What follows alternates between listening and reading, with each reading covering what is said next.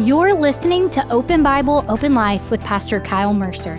At Two Cities, we're passionate about making and mobilizing disciples, and that doesn't end with Sunday. We're here to bring God's word and work into your week so you can be equipped to be sent wherever you go.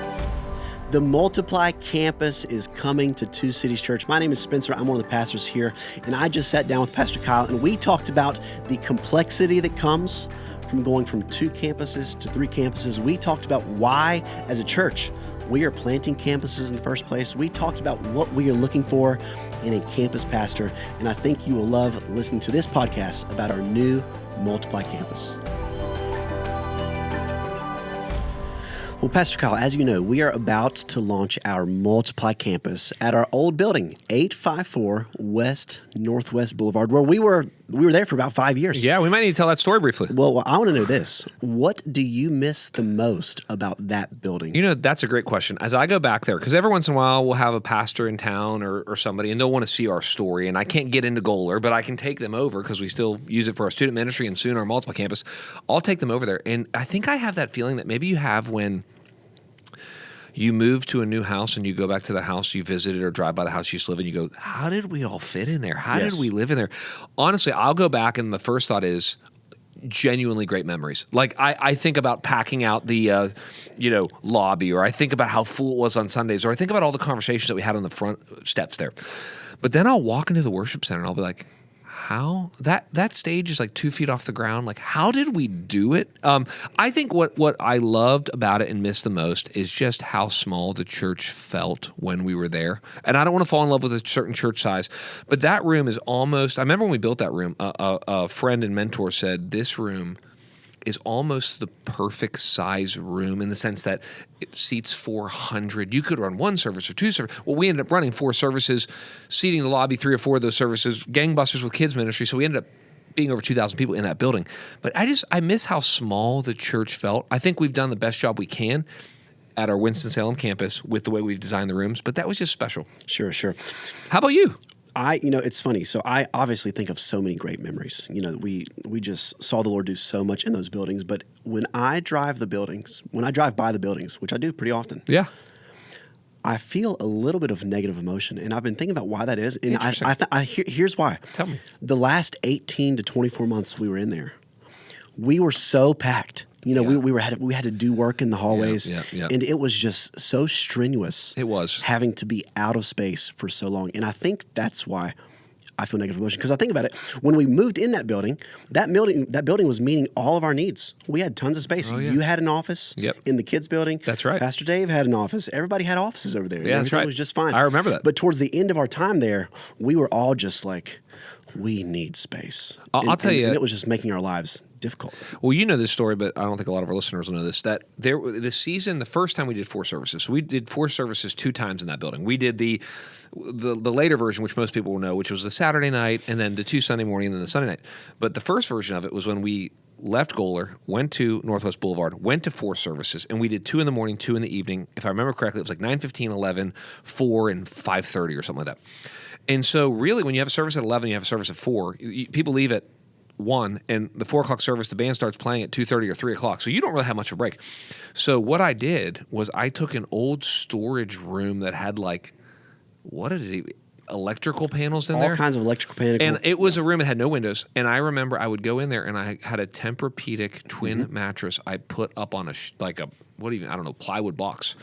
And I would try to quickly get lunch and see if I could rarely fall asleep, but I would lay down for like 2 hours, hour and a half before the band would start playing again.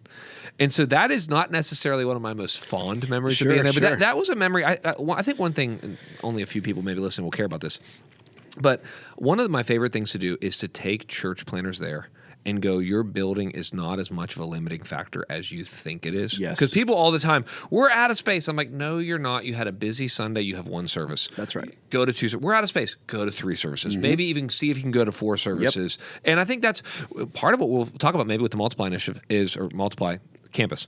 A lot of multiplying around here.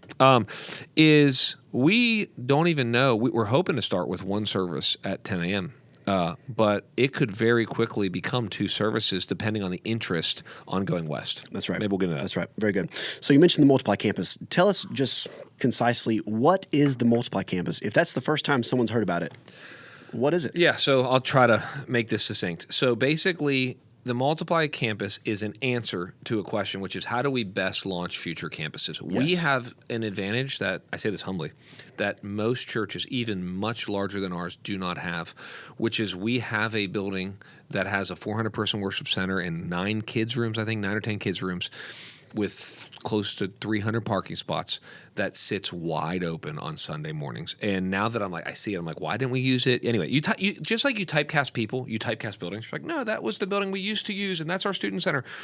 So I think what it is, the best way to say it is, I think it's going to be the place where we're able to build culture, systems, teams, staff. Yes. Run through a lot. See interest. Yep. Because there'll be the interest of, hey, who's texted us the word West? Who comes interesting? Okay, who shows up at 10 a.m. on January 4th? And from there, we already know our worship pastor. We need to find a campus pastor, which we're very serious about. We need some other things. We're going to need a part-time kids person, part-time first impressions. We can talk about kind of how to staff a campus. But I think it's going to feel like Northwest Boulevard again. Which is going to give that smaller feel that people are going to love. And I think it's going to be the place where we see the interest, build the teams, and honestly discover the location. Part of it is, what do they say? Your place, your people, your passions. It's an old Will Mancini paradigm he used for church planning. So we don't know it's like who are the people that God's going to actually bring to this Multiply Campus, Future West Campus? What are their passions? But even more than that, based on that, what is the best place that we should go? And so I was just meeting with somebody right before this meeting. Literally, I had lunch on. And we were just talking about the difference. I don't know how much you know about this, but we're just talking about the difference when you say we're going west. Like, some people hear Louisville, some people hear Clemens. Well, those can be slightly far apart from each other. That's right. When it goes like this. There's a big difference between Louisville and Mocksville. Yeah, very big difference. And even there's and some people are like, well, Bermuda Run and Advance, but Davie County. And so I think we're going to have to get clarity. I left that meeting and some other meetings I've had recently going, okay, we're going to need, it's not like urgent, but we're going to need clarity on more specificity on location. And I think eventually, which we're pursuing pretty directly right now, which is who will be the campus pastor. Because I think the place and the pastor are going to, in large part, determine the people. Sure. Speaking of campus pastor, what are some things that we look for in a campus pastor? Or maybe another way to say it is, what are some non-negotiables when it comes to campus pastors we are looking for? Man, a heart for people. I think at the end of the day, maybe this is internal language, but I'll say it on the podcast. I think the role of I don't know, you're a little bit younger than me, but they used to talk about the softer side of seers. I just think of a campus pastor as a strong, masculine, male leader, all that. But really able to come alongside and do a lot of the personal shepherding that in a lot of ways I'm unable to do. So I don't know, by the time this comes out, I'll have given a sermon where I briefly talk about singleness. And I'm actually pretty kind about it and warm about it. But sometimes I need to come and go, you single men, you need to get a job and grow up and have 2 eyebrows and I kind of just buy shoes with laces and I just kind of but I hit them, okay? Yeah. But there I could see now some single guys are going to go, thank you, I needed that. Right. And another single guy at a campus may go, man, I'm trying. And that's where Luke would come and go, you know what, Kyle knows you're trying. And we know you're trying. That's and right. we love you. Good In cop, fact, bad cop. I'm here. Yeah. And it's like, so I think you've got to love the people. You've got to love the place. Yes. And you've got to go, man, this is what God's calling me to do. I would say you've got to, obviously, some of this is obvious, carry the culture. So I would say carry the culture, love people. You have to be able to build teams. So you're doing a lot of that. And then you have to be, I don't know how to say this. I heard somebody else say this. You have to be really good with a microphone for about 5 minutes because people are going to identify the campus with you. So I would say you have to be the type of man that the people at that campus look to and go, I would like to follow this guy. Yes. I view it, hopefully you hear this charitably. I think people, take me out of it. I think at a multi-site church, the lead pastor is the pastor, but the campus pastor is their pastor. Yes. Something I love to see is at our Multiply nights or whenever we have the, I know what you're gonna say. Lexington campus is here. I love to see that Luke Rosenberger, who's the campus pastor at Lexington, for those who don't know, he is always right in the middle of his people. Yes, he, 100%. He is in the middle of the Lexington session. With his arms around him. I just love it. It's like, this feels so correct. And, talking about a heart for people. he has set a great example for whoever. Yeah, I mean, I'm just going to future campus pastor. I'm like, look at. I mean, everyone's going to be different. Just but follow Luke around for a seriously, couple weeks. like watch the way that he makes phone calls and follows up with people. And you and I are on this app called Notebird where the elders share things, and it's like, man, 3 or 4 things are going up in a week about or more about the Lexington campus. We're learning. Yeah, that actually leads me to something I think would be helpful for us to double click on. How does care happen in the context of a campus? Because obviously, you or I, who spend most of our time here at this campus, we don't spend nearly as much time with those at the Lexington campus, and we won't spend as much time with those at the West campus. Yeah. How exactly does care play out practically at our campuses? Yeah, well, it's something that, and you can help me with this, it's something that we're working on. The long-term vision, well, I'll start, where do I want to start? The answer is through our community groups. So that's for sure. Like, I've worn this illustration out, but to me, if somebody calls the church, if something goes wrong, and we find out about it through a phone call at the front desk, that person is most likely not in a community group because our community groups are going to be the first line of care. And I mean that for like, we're pregnant and we need a meal train, to I got some really bad news about my mom or my daughter or whatever, and okay, we're going to swoop in.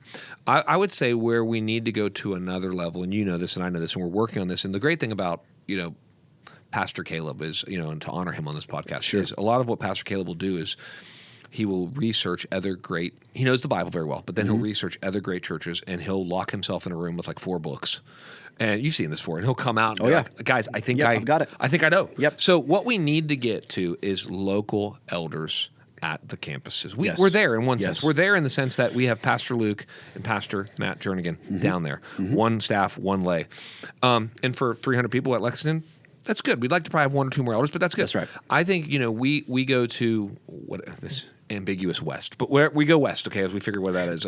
I think, if that's going to be 500-600 people day one or more, we're going to want to have some. We're not going to make any elder go, you've got to go to this campus. But I think what you're going to see is the church will become local, even more local with campuses, and we're going to have certain elders that are going to go, I'm an elder at the Lexington campus, at the West campus, at the Winston-Salem campus. Yes, totally. Something we say at the Weekender is that we believe deeply here that care happens in community. Yes. And the way that plays itself out is our non-staff shepherding elders work together with our staff shepherding elders to represent the church. Yes, 100%. And one of the things we say at the Weekender is that if you are sick and you're in the hospital, let's say you're in Davie County in the hospital, and a non-staff shepherding elder shows up to visit you, it's helpful to understand that they are officially representing Two Cities Church when they come to see you.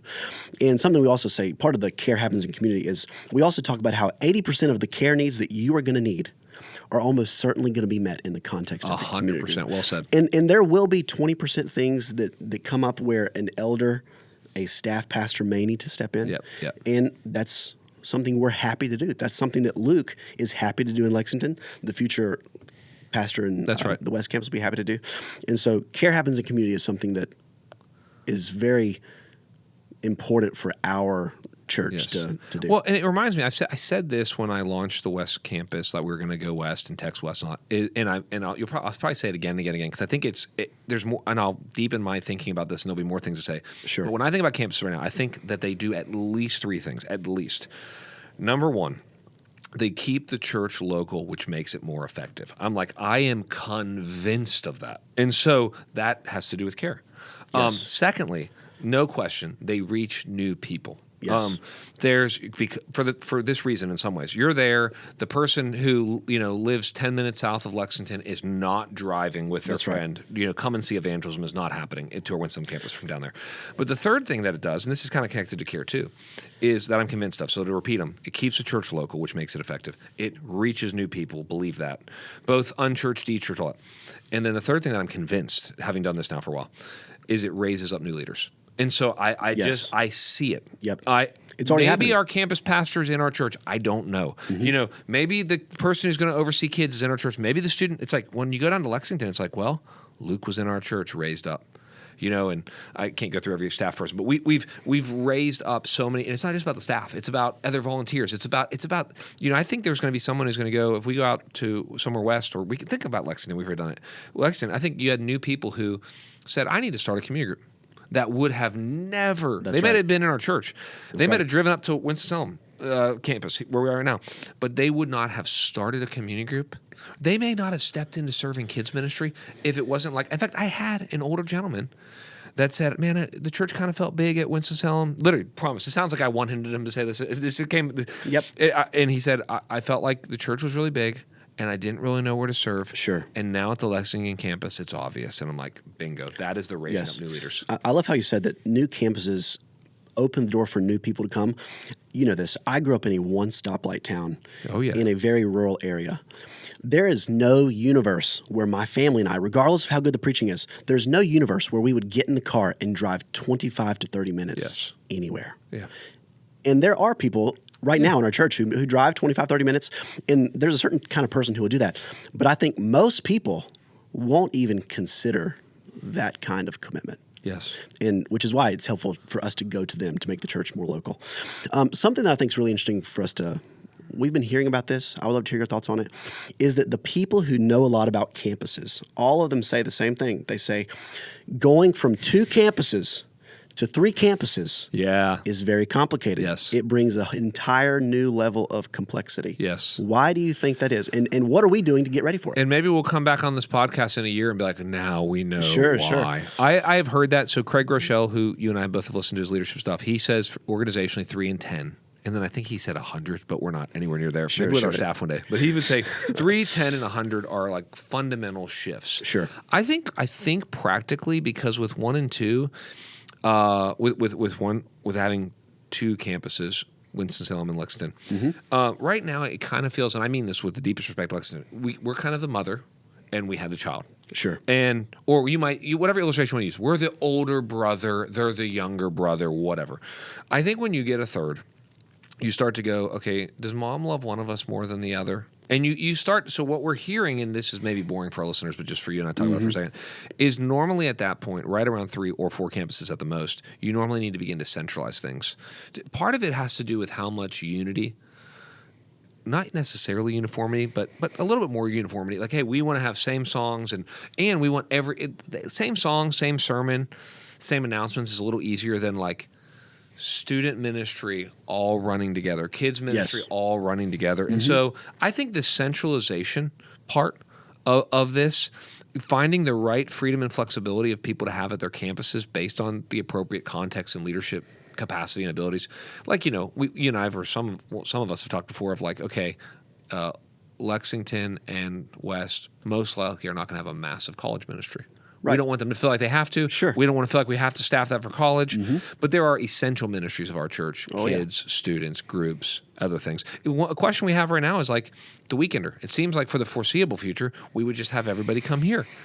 We've seen churches try to, decentralize that a little bit more, and sometimes it doesn't have quite the same effect. It's got a lot more people teaching, which is a good thing, but also do we really need that? Yep. And then is it really worth Lexington doing a weekender for 12 people and putting all of that energy versus bring those 12 or 20 people up here and join with the 100 that we have here, that kind of thing. And what's going to be complex is maybe Lexington will get to the place where they actually do need their own weekender, but maybe the West campus doesn't. And it's like, that's how right. to do this. I think it's going to be more challenging to fill in the gaps that come up just from normal church life. And so, for example, Nicholas, who's the worship leader in Lexington, let's say he's got his own worship leading thing that he does elsewhere, and sometimes we have to fill in the gap for worship leading. Now with just one campus, it's like, okay, it's easy to send someone down there, but what's going to happen when 2 of those campuses at the same time need someone to fill in the gap? It's like, oh, this is going to be different. You mentioned like a centralized campus. Talk to us a little bit about to what extent are campuses going to be autonomous, or on the scale of like very autonomous to not much autonomy, where do our campuses lie? I would say for us, for now, it's going to be not much autonomy at all, and only because not because we're trying to overly control things. In fact, to quote Rick Warren, you can organize your church for control or growth, but not both. And I believe that. And so we've always, as a general rule, said we don't want to grab things too tightly, hold on things, whatever. At the same time, here's what I think. Right now, anywhere that we're going there because people already love everything that we're doing. That's a good way to say it. Sure. Everywhere we're going, people love almost everything that we're doing. Yep. And I feel like if we were going into such a different area If one of the things we could talk about this for a minute, if you wanted to. I know you and I have been both greatly influenced in the past by Matt Chandler. The Village Church was one of this massive, it was massive 5-6 person multi-site. In my opinion, Matt Chandler was like a once in a lifetime evangelical voice. It was exploding. Yes. But one of the things Matt said was that he felt like, I don't know if you remember him saying this, but Dallas-Fort Worth was becoming so massive. And I don't even know these areas, but they would have something in Denton, and they would have these areas I never even heard of. And one campus would end up being like an hour and a half from another campus. And what he would say, though, is he felt like his illustrations, his applications, they weren't resonating with the. And I just currently, I'm not saying, for us, for now, as Pastor Dave likes to say, we reserve the right to get smarter. Yep. I see a high. I'm trying to say it in the warmest way. High authority sounds like too hierarchical. I see a lower autonomy, very similar. We're going to sing the same songs, and honestly, the thing that's going to be most the same is the sermon, which is half or more of the service. And so, and I think that's because, if I could just be so clear, it's not because we're trying to be authoritarian.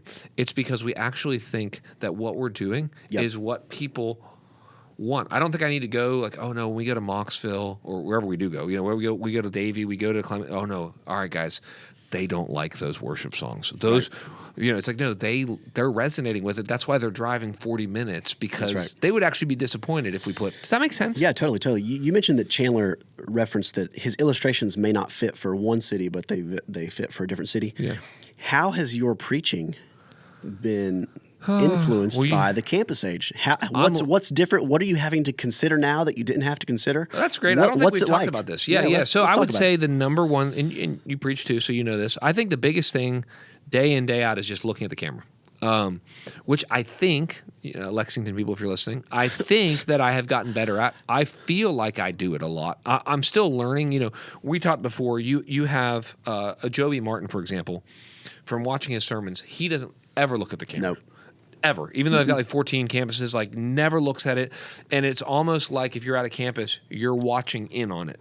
And then you have JD. I'm not saying one's better than the other. JD does not move, stands still, and for the most part looks over the congregation to the camera, in part because he has more people on the other side of the camera than he has in the room. That's right.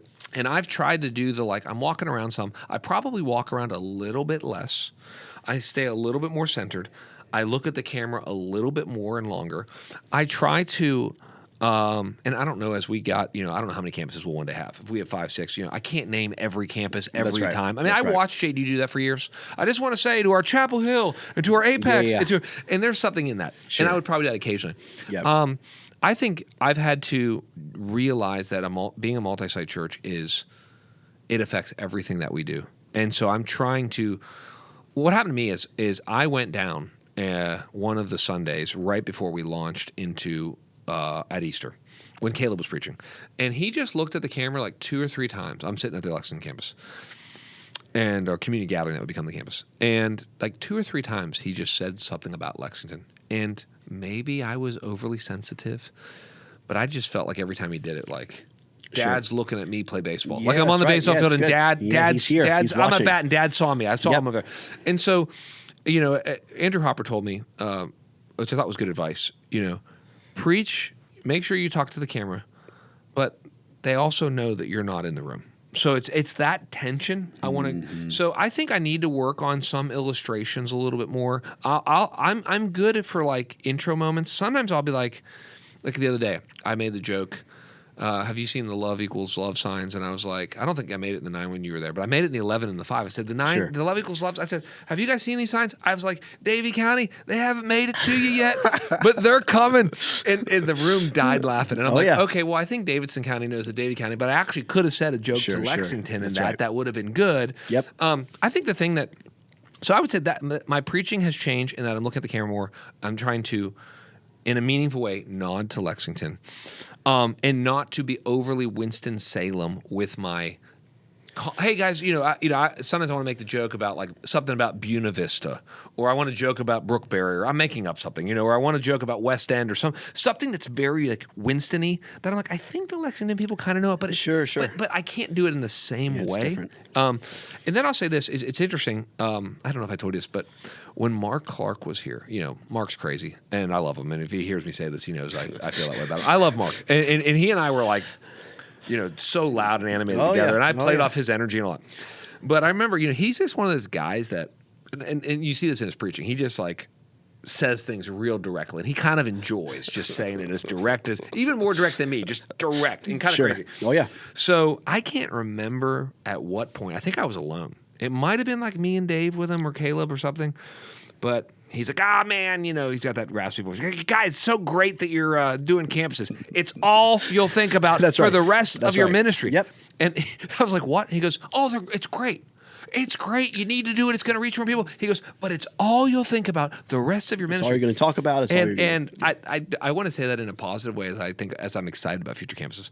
But I guess the way I think about it, if I go back to my favorite illustration, which I think is the most biblical illustration for the church, which is the family.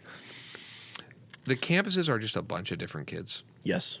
And some kids are going to get sick.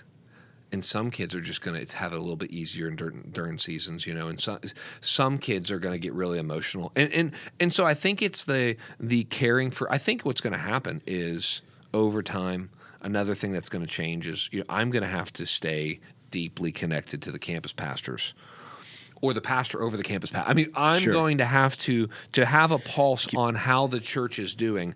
I'm going to have to know how the campuses are doing. And it's weird. You know how this is. Even with – over 3,000 people coming to this Winston-Salem campus every week. And I don't have superpowers, but I feel like I can kind of get my hands around it a little bit. I can kind of see who's coming. I'll even notice people. Like I'll be like, sure. You been here? Yeah. I noticed you have been here for a couple weeks. It's like weird. I don't know how that happens. But when you're like, I have no idea my goal, I don't even want to say this out loud because I don't want someone to hold me to it, but I would like to try to go to each campus each year. Now, again, depending on how many Sundays I'm off, depending on all this, but that would be like a goal. As we have 2, 3, 4 campuses, I think I can do it. But I'll show up. It's like I can't know what's going on at a campus by showing up once a year. I'm just going to show up to love on people and to hear the word of God and to worship. But I'm going to be very dependent on that campus pastor to go, here's what we're seeing in Lexington, which is what Luke has been doing for us. Yes, totally. I would love for you to tell us a little bit about, or just remind our listeners, why are we doing campuses in the first place? So we've talked about how we have space problems, and anyone who comes in to one of our morning services can see that it would be difficult for a family of 4 to find a seat 15 minutes into the service. And so we clearly are out of space. Can you just briefly walk through the options that a church has if they are out of space? Yeah, because I feel like this is just so helpful, and it's going to continue to be helpful for our church to be able to explain to other people. It is so helpful. Like, why are we doing campuses? Why not encourage people to go to other churches? Or is planting churches going to solve the problem of space? Well, it's interesting, and I'll answer that. But I'll tell you, I was meeting with somebody recently, and I won't use any names to protect the innocent and the guilty. But but I was meeting with somebody, and this person was in a single service kind of mentality. Yep. They came out of this, hey, the church should only have one service. Well, this church, and this is what he was teaching, and this is what he was telling his elders, and this is the church he came out of and what they believed. And now they're completely out of space. And he's talking to me, and he's like, man, I think I got weird about my word, he didn't use the word weird, but I think I kind of maybe the one service thing was a little bit too much. And I'd be okay with 2 services. And he's like, hey, during COVID, we had to do 2 services, and they seemed okay here. And he's talking to me, and he goes, but right now, man, our elders do not want to go to 2 services. And I'm sitting talking to this guy going, wow. Okay, you're at 1 service. You can't even go to 2 services. So that's a version of what we're at, which is I'm not the first to come up with these, but I am a categorical thinker, and so as I was explaining this to the elders and the staff, I basically just had to think through why are we doing campuses? Because again, I think I said this in the past on a podcast, but I was a slow adopter of campuses. Because I knew it would involve me on a screen. I really needed it to be, I didn't Jedi mind trick, I didn't inception anyone, but I was like, this needs to be the idea of the elders, the executive leadership team, people, it needs to be obvious. It doesn't need to feel like, is this colonialism and imperialism that we're trying to, it's like, no. So let me try to explain it, as you know, but let me say it for everyone. we are running as many services as, I don't want to sound like a victim or like weak or anything. We're running as many services as we think we can handle. Yes. If I was single and everyone on staff was single, I would consider Saturday night services. If everyone on staff was single, I'd be like, come on, guys. You're not in I've read first. You're not in your 30s anymore. That's it. I'm 41. It's like, but I was telling that to someone the other day. I was like going on this rant about like, whatever. I don't even get into it. Sure. But my whole point is I think we feel like in each of these, I kind of tried to Tim Keller this in the sense that I'm like, this isn't this. So I feel like running multiple services forever, adding more and more, isn't healthy for our staff. It also, you just run out of good service times. There might be one or two good service times left. We'd have to get really creative, and they're probably on a different day. It's like, are we going to do Thursday night and Sunday night? You get it. So we knew, hey, this is 3 services I feel like we're not coasting. We're working very hard, but Sunday's a very long day, and we do this 52 times a year. Got it. Number 2. We said, well, what we could do is we could build a bigger building. That's another option but it's like, I just want to throw that out. Like that could happen. Like why didn't, people say that to us. People have said that to us in both buildings. Why didn't you build something bigger? It's like, well, we built the biggest thing we could build when we could build it. And we also are trying to think about the future generations and, whatever. And so we have a room that seats 1,300 or 1,400, depending how many chairs we squeeze into it. And it's like, we're not going to build, I don't want to say never, but I don't see us building we have one member of our church who goes, they call this the campus that we build before we build a big campus. I don't think that's true. But it's like, it's super expensive. It's only getting more expensive. So we're not going to, I don't think we're ever going to build a big building. This is already a big building. Sure. I don't think we're going to run more and more camp. We got people, dude, who've got young kids. And I'm not letting anyone, be mad at their dad because he works 6 services every weekend, because we need to have 200 more people or something goofy. So anyway, the third option is church planting. And I really believe in that. We sent out Johnson Water and King's Cross Church. But it was interesting. I mean, the guy I was talking to, the gentleman I was talking to, he would even say in his church is not growing nearly as quickly as ours has grown. They're about 500, I think. And he said, we've realized that even church planting, if we planted one church a year and tried to get like 50 people to leave and go with it, it still wouldn't cover our growth problem. So I think church planting, I don't mean this in a patronizing, demeaning way. I think for a church that's growing slowly, church planting is the answer. That's right. Like, and I mean normally, not slowly. Sure. Hey, it took us, I'm making something up. It took us 15 years to get to 300 people. Now, would 25 of you go out and do that again? Yes. Great. And over the next 4 years, we'll grow by 25 people. That works. It just doesn't work for a church that, I think this is the 5th year we've been on the fastest growing list in America, and so of churches. And so that left us with, okay, if we're not going to do those options, we're not going to do nothing. Right. That's a whole other thing that we're like, man, Sure. we feel like I can't read the New Testament, the ministry of the Apostle Paul, Jesus weeping over Jerusalem, and think that we shouldn't always be trying to reach one more. That's right. As long as we're not sinning, and going against the Word of God. Yeah, of course. And so I think for us, campuses were another way to, Christians are always, I think I've talked about this, Christians are always slow to adopt change because our faith is about that which doesn't change. And I get that. We're like, dude, we're the Word of God, Christian sexual ethic, heaven and hell, Bible, sin. Like, we believe what, Augustine believed. Yes. But every generation has been slow most Christians. There's a few early adopters. Most Christians are really slow to adopt, like, screens or microphones. And so we just felt like, man, we actually feel like everything at the campus is in person, embodied, except for the sermon. And the interesting thing is, the sermon is the one thing that actually translates better on video. That's right, because worship doesn't. It doesn't. We know this. Donovan and his team are the best, so this is not a critique on them. Yep. Nobody watches the worship. It's like, if you're listening to this and you watch everything from home, we know. It's like we can see people scrub, and then they stop listening when I'm done preaching, or whoever's done preaching. It's not about me. But and the other thing that as soon as you say it, it's like, hey, listen, after the 7th or 10th row, most people are watching the screen. Right. I mean, I look out there. People look at me because I walk around and move a little bit, but they look at me and then they look back at the screen because they want to see the facial expressions, or they want to. Dude, I'm on the front row, and when I'm on the front row, you're preaching. I'm like, okay, but I'm kind of seeing it from the side. But if I just go like this, it's I just can see easier him to see everything. So when you realize that, There's that famous story about Craig Groeschel, story where basically I'll tell it real quickly, but his wife, I guess, they had 6 kids. One time his wife, had a kid that was like on a Sunday, and so they had pre-recorded the sermon.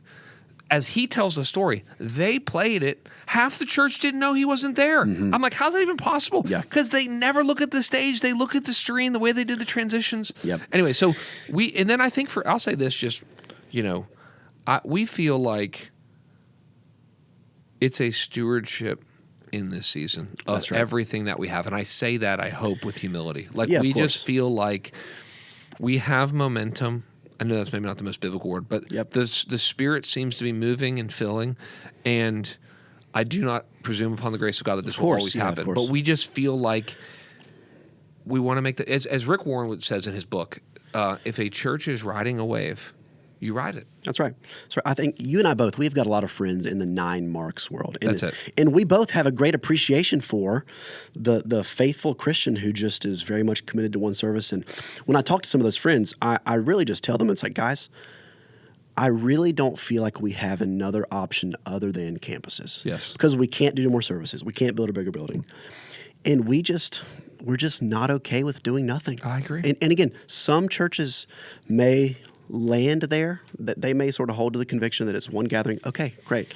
But Totally in view of global lostness, in view of the lostness of the cities around us, we cannot in good conscience just do nothing. And planting churches is not going to solve the problem. Yes. Because, we just planted a church. Yep. And we full. sent 100 people. Yep. And over the last year, since we planted that church, we've grown by hundreds of people. And so Yes.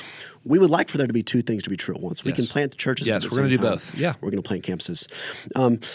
Last question. Let's say someone is on the fence about being a part of the West Campus. Yes. Let's say they enjoy, maybe you can address 2 different people. Address the person who loves to drive to this campus and they just love the worship here. They just love the room. They love everything about it. Why should they consider going to the West Campus if they already live out west? So if they are crossing the river, why should they stay out there? So address that person. But then also, I would love for you to address the person who is living in Davie County. Maybe they tune in online. Maybe they watch. I actually know some people like this. They go to different churches, but they don't want to make the drive. Why should they consider giving the West Campus a shot? Yeah. Well, okay, so the person who loves it here but lives closer there. And Yes. so when we launch, it's going to be so obvious. This one's 5 minutes from your house and this one's 30 minutes from your house. The first thing when you said that, three reasons came up. Number one, man, and I mean this in a good way too, maybe a person who has godly ambition. I think you're going to have a lot more opportunities for leadership development and investment at that campus, especially as we launch it. I think that's a big deal for someone who goes, man, I really I love what I'm doing here, but man, at this campus, like if I'm doing kids, I really might be able to be a service coordinator, and I'm just making stuff up, that kind of thing. Or man, maybe I'm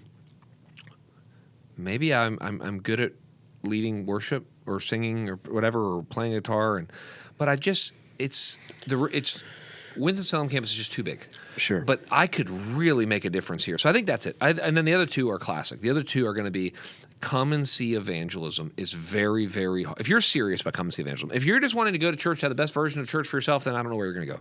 But if you're serious about, like, I want to bring people who are far from God close to me. I had a girl the other day. She said, I brought so-and-so. I said, really? She's telling me a story about someone she just brought on Sunday morning.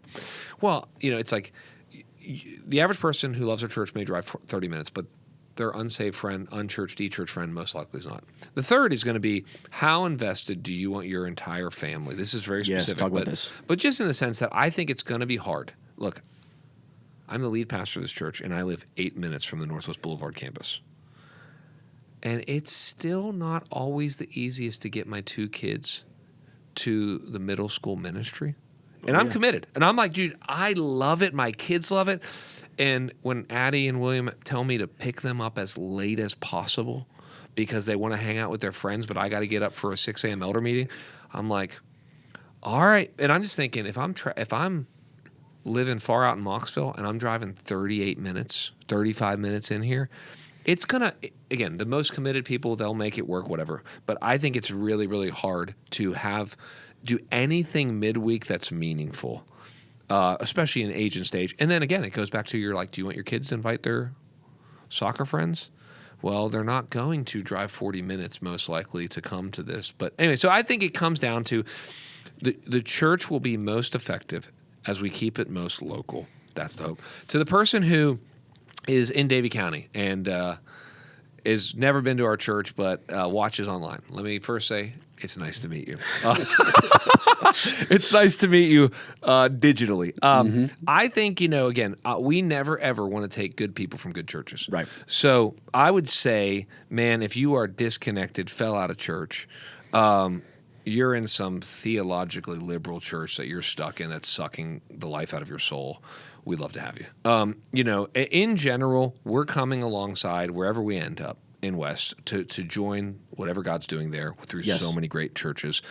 We really, in large part, our phrase has been that we took from JD in the summit. We are going to put campuses, launch campuses where we have people coming from, and we will plant churches where we have nobody. I mean, as a general rule. Yes. And so to us, in large part, we're launching this campus to equally serve a lot of people in our church, to give them a more local experience so that they can be more effective in evangelism. Yes. And then secondarily, but along with that, to reach a bunch of people we otherwise wouldn't reach, most of whom I'm actually hoping are not in any church. Whether that's because they're not a believer yet, they're going to come to Christ. Yes. Or a lot of people, especially, I think, I don't want to presume upon Davie County, but that's a place where there has been a lot of church harm. Maybe that's the word I'll say.